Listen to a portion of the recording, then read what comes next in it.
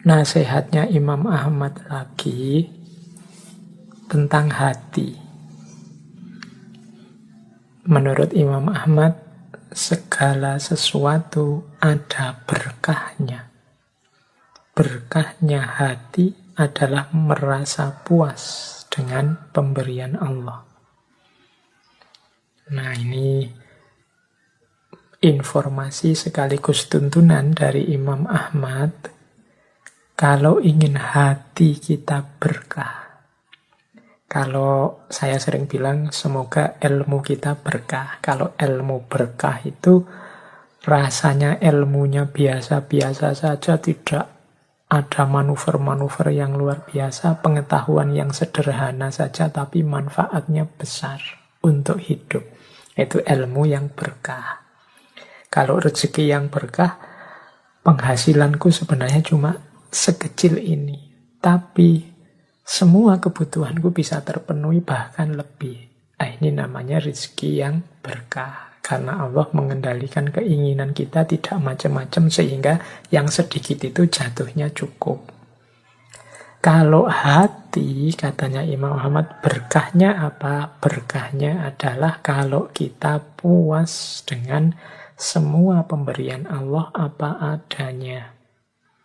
Hati yang berkah itu berarti manusianya ridho, manusianya ikhlas, manusianya tidak mengeluh, senantiasa bersyukur terhadap apapun yang diberikan oleh Allah.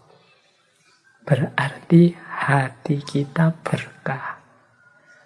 Nah, semoga teman-teman, ayo introspeksi ya setelah ini. Ada banyak variabel dalam hidup kita, ada banyak momen dalam hidup kita. Masih ada ndak yang kita ndak terima? Masih ada ndak yang kita komplain? Masih ada nggak yang sudah ditetapkan Allah tapi masih ganjel dalam hati kita? Yo, kalau bisa kita hindari itu. Mari kita menghidupkan hati secara berkah.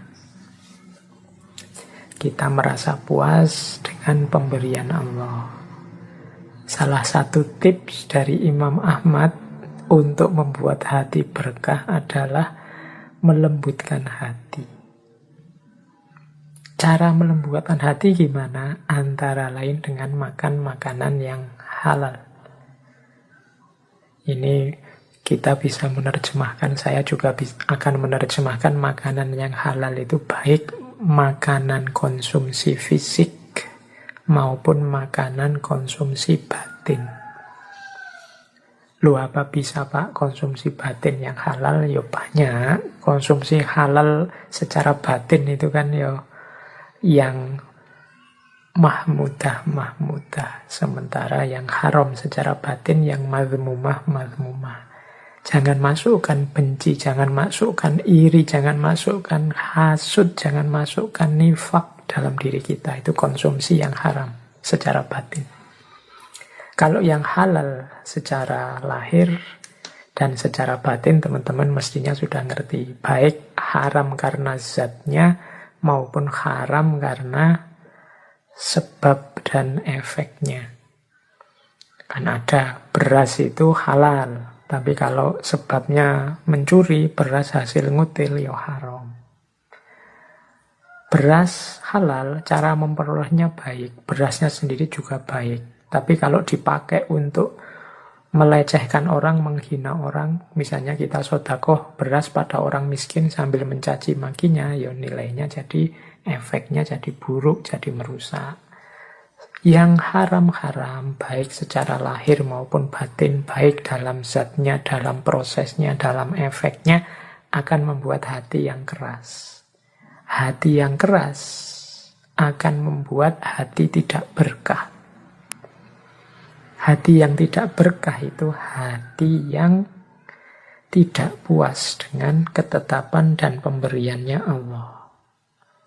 Nah, ayo sekarang mulai kita introspeksi. Kalau masih ada hal-hal yang kita komplain dari ketetapannya Allah, yang kita tidak ridho, tidak rela dari ketetapannya Allah, mungkin karena hati kita tidak berkah. Mengapa hati kita tidak berkah? Hati kita tidak lembut. Sehingga pemberian Allah selalu mental. Mengapa tidak lembut? Jangan-jangan yang masuk hal-hal yang tidak halal. Baik secara lahir maupun secara batin. Jadi itu cara kita mengelola hati. Kemarin-kemarin saya banyak bilang tentang hati, tentang pikiran dan ilmu yang berkah. Sekarang Imam Ahmad mengajari kita hati juga harus berkah. Buktinya apa? Puas dengan pemberian Allah. Baik, kita lanjutkan lagi. Ini ada hubungannya juga dengan rizki. Nah, biasanya orang tidak terima itu dalam hal rizki. Gajiku kok sedikit ya, orang lain kaya, aku ndak punya apa-apa, dan seterusnya. Itu urusan rizki. Imam Ahmad memberi beberapa tips agar kita bisa menerima apapun ketetapan Allah dalam hal rizki. Kata Imam Ahmad, rizki itu kalau sudah jatah kita, rizki itu telah dibagi, tidak akan bertambah dan tidak akan berkurang. Setiap orang sudah punya jatah rizki sendiri-sendiri. Tapi Pak, kok ada orang itu yang rasanya kekurangan sementara yang lain kelebihan? Yaitu masing-masing dengan ujiannya sendiri-sendiri. Yang kelebihan, yang merasa lebih mau ndak berbagi, yang merasa kurang mau ndak tetap ridho dan sabar. Kalau jatah sudah pasti. Tinggal kita ridho atau tidak, menerima atau tidak ketetapannya Allah. Rizki tidak akan bertambah atau berkurang. Yang kemudian dituntut oleh Allah sikap kita terhadap rizki. Kata Imam Ahmad selanjutnya, rizki itu disebut bertambah jika pemiliknya memperoleh kemudahan dari Allah untuk menginfakkannya dalam ketaatan. Kalimat bertambah di sini bisa kita artikan barokah. Jadi rizki itu barokah kalau orang yang punya rizki dianugerahi oleh Allah kesadaran untuk berbagi, menginfakkannya dalam ketaatan. Itu barokah. Tadi di depan saya bilang, biasanya orang mendefinisikan rizki barokah itu jumlahnya sedikit tapi rasanya tetap cukup. Ya itu juga termasuk ziyadatul khair. Tapi ada lagi parameter untuk mengukur rizki kita itu benar-benar barokah apa tidak. Yaitu katanya Imam Ahmad, kalau kita punya kesadaran untuk berbagi. Berarti barokah. Yang namanya rizki itu kan jatah kita. Ndak bertambah, ndak berkurang. Lah kok kita mau berbagi dengan orang lain, berarti rizki kita barokah. Tidak sekedar yang sedikit jadi cukup, yang cukup jadi banyak. Tapi berapapun yang kita peroleh, kita punya kesadaran untuk berbagi.